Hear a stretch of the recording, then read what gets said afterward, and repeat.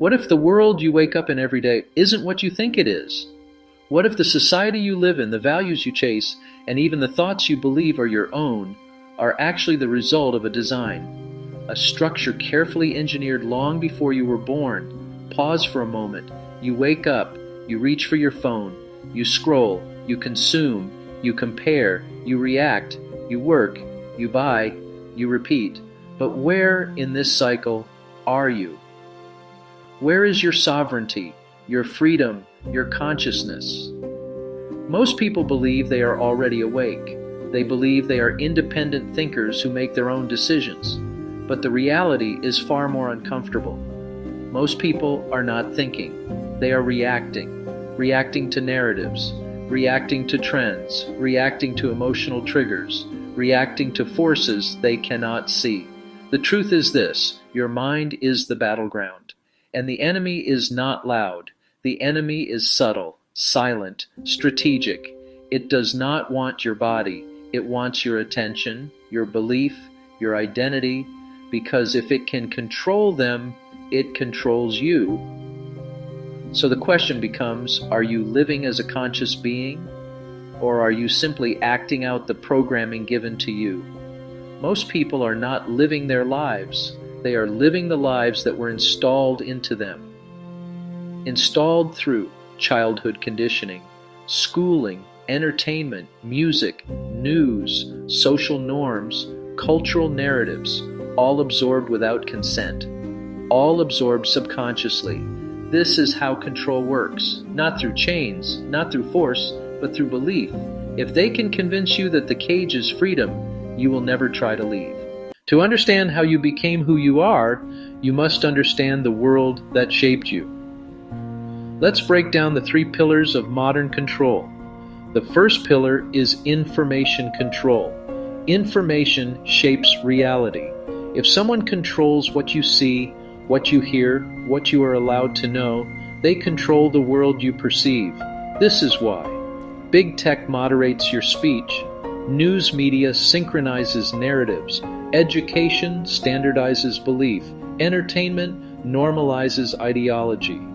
Your worldview is not created by truth, it is created by repetition. The more something is repeated, the more real it feels. Doesn't matter if it's true. The brain responds to familiarity, not accuracy. So the most powerful form of control is not censorship, it is curation. The second pillar is emotional manipulation. If they can control how you feel, they can control how you think. Fear makes you compliant. Anger makes you impulsive. Shame makes you obedient. Desire makes you predictable. Most people are not ruled by logic, they are ruled by emotion, and institutions know this, so they keep you outraged, distracted, exhausted, confused, because a calm mind is a sovereign mind, and a sovereign mind cannot be controlled. The third pillar of control is identity engineering.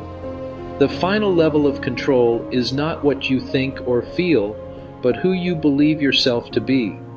If you can be convinced that your value comes from status, that your worth comes from possessions, that your happiness comes from external validation, then you will live your entire life chasing what cannot fulfill you. And a person who is always chasing is a person who is always controlled. Now we go deeper, beyond politics, beyond economics, beyond psychology. This is spiritual. Every civilization that collapsed before us did not fall because of war alone. They fell when the inner foundation of the people deteriorated, when morality eroded, discipline faded, identity fractured, purpose disappeared, truth became relative. Because when a people lose inner strength, they become easy to rule. So what is happening today is not new. It is the same pattern repeating, only now the tools are more sophisticated. You are not controlled by kings. You are controlled by algorithms. You are not conquered by armies. You are conquered by distraction. You are not enslaved by force. You are enslaved by your own impulses. And the tragedy is this: most people will never realize it. They will live entire lifetimes chasing validation, entertainment, consumption, status, identity, while their inner self withers. They will defend the very system that imprisons them, because the greatest trick of control is this: make the prisoner love the cage. But here's the truth they do not want you to know. You were not born to be numb. You were not born to be controlled. You were not born to be just another gear in someone else's machine. You were born with agency, awareness, responsibility, power. But that power must be chosen. Awakening does not happen automatically. It happens intentionally. And awakening is not comfortable. It requires dismantling the identity you have been given. It requires questioning everything you once believed was true.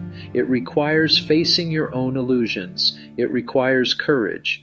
Most people do not want awakening. They want comfort. They want belonging. They want the familiar cage. But you are here because some part of you refuses to live asleep. The world is not changed by governments or movements. It is changed one individual at a time. One person who wakes up becomes a lighthouse for others. One person who chooses discipline inspires resilience. One person who chooses truth destroys illusion. So here is your invitation. Stop sleepwalking through your life. Choose to live consciously. Choose to think for yourself. Question narratives. Protect your attention. Guard your emotional energy. Seek meaning instead of stimulation. Build character instead of image. Create instead of consume. Speak truth instead of comply. Your life is not a rehearsal. Your life is happening right now. And the future of humanity is being written through decisions like yours. So take a breath. Feel your presence. Return to yourself, because the world needs the real you, awake, aware, and unshakable. If this message spoke to something deep in you, sit with it.